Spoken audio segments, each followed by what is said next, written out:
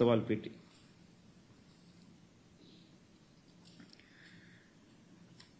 ఇవన్నీ కూడా ఎందుకు చెప్పాల్సి వస్తూ ఉందనంటే కోవిడ్ లాంటి విపత్కర పరిస్థితుల్లో కూడా ఇన్ఫ్యాక్ట్ మేము అధికారంలోకి వచ్చేసరికి 2019 మే 30న మేము అధికారంలోకి వచ్చేసరికి అప్పటిలో రాష్ట్ర ఖజానాలో కేవలం 100 కోట్ల రూపాయలు. ఈనాడు మే 30, 2013 రాసిన స్టోరీ ఇది. ఖజానాలో ఉన్నవి కేవలం 100 కోట్లే.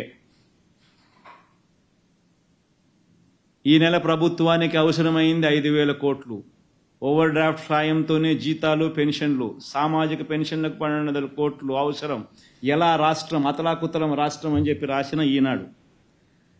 ఇలాంటి పరిస్థితిలో తెలుగుదేశం పార్టీకి సంబంధించిన అధికార పత్రిక ఈనాడు రాసిన వార్త.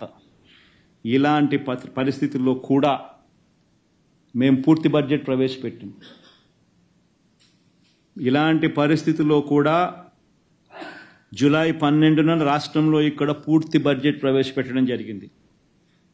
2019-20కి సంబంధించి 2,27,975 కోట్ల రూపాయలని చెప్పి పేర్కొనడం జరిగింది.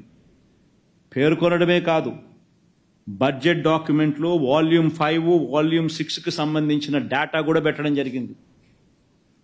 ఆ వాల్యూమ్ 5, వాల్యూమ్ 6లో రాష్ట్ర ప్రభుత్వానికి ఉన్న అప్పులు ఎంత, స్టేట్ గవర్నమెంట్ గ్యారంటీడ్ డెట్ ఎంత వంటి అంశాలను కూడా బడ్జెట్ డాక్యుమెంట్లో ప్రవేశపెడుతూ పూర్తి బడ్జెట్ ప్రవేశపెట్టడం జరిగింది. అలాంటి విపత్కర పరిస్థితుల్లో కూడా.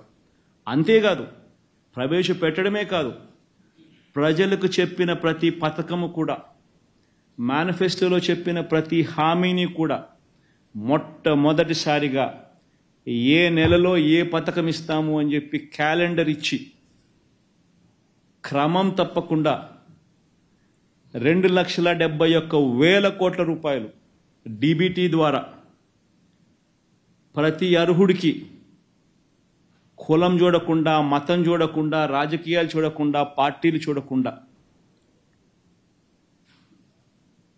మరొకసారి చెప్తాను, పార్టీలు చూడకుండా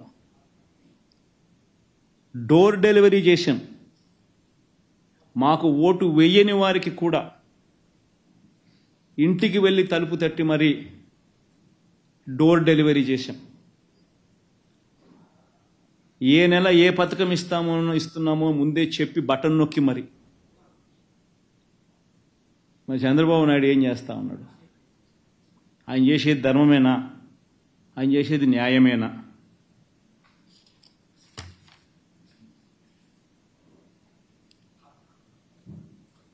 ఈరోజు చంద్రబాబు నాయుడు గారు ముఖ్యమంత్రి అయ్యే టయానికి మా టైంలో అన్న మాకు 100 కోట్ల రూపాయలు మాత్రమే ఉన్న పరిస్థితుల్లో మేము అధికారంలోకి తీసుకున్నాం.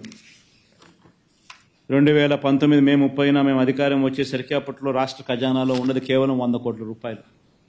మరి ఇప్పుడు ఇవాళ చంద్రబాబు నాయుడు అధికారంలోకి వచ్చేసరికి చంద్రబాబు ప్రమాణ స్వీకారం చేసిన జూన్ 12వ తారీఖు సరిగ్గా 2 రోజుల ముందు కేంద్రం నుంచి రాష్ట్రానికి రావాల్సిన డెవల్యూషన్స్ కూడా వచ్చాయి.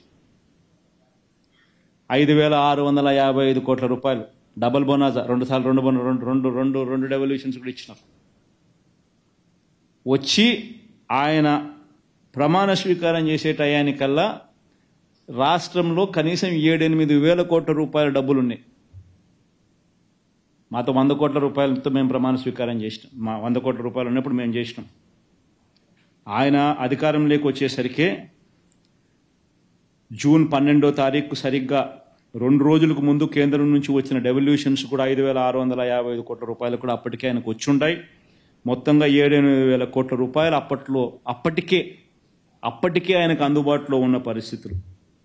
అయినా కూడా ఆయన డ్రామాలాడుతూ ఓట్ ఆన్ అకౌంట్ బడ్జెట్ మాత్రమే ప్రవేశపెడుతూ, అసలు ఓట్ ఆన్ అకౌంట్ అనేది ఎవడు దేశ చరిత్రలో జరగదు. రాష్ట్ర చరిత్రలో ఎప్పుడు జరగలేదు, దేశ చరిత్రలో కూడా ఎప్పుడు జరగదు. 12 నెలల కాలానికి బడ్జెట్ అనేది ప్రవేశపెడతారు.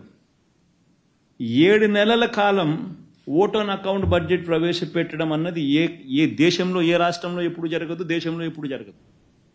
ఒక చంద్రబాబు నాయుడు గారి హయాంలో మాత్రమే ఎన్నికలలో తాను ఇచ్చిన మాటను ఎక్కడ ప్రజలకు తెలిసిపోతుందో, అబద్ధాలు అనేది ఎక్కడ బయటపడుతుందో, ప్రజలు ఎక్కడ రోడ్డు మీదకి వచ్చి గొడవ చేస్తారో, ఆ పథకాలకు సంబంధించిన కేటాయింపులు కనపడకపోతే అనే భయంతో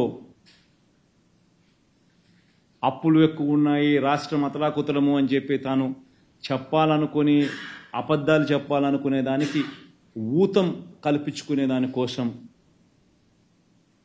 ఓట్ ఆన్ అకౌంట్ బడ్జెట్ను 7 నెలల పాటు నడిపిస్తూ ఉన్నాడు.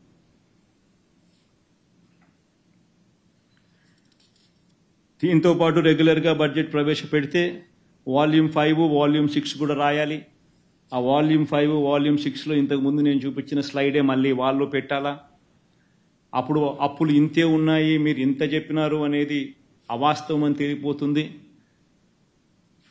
అని కూడా చంద్రబాబు నాయుడు తాస్కారం చేస్తూ వచ్చాడు.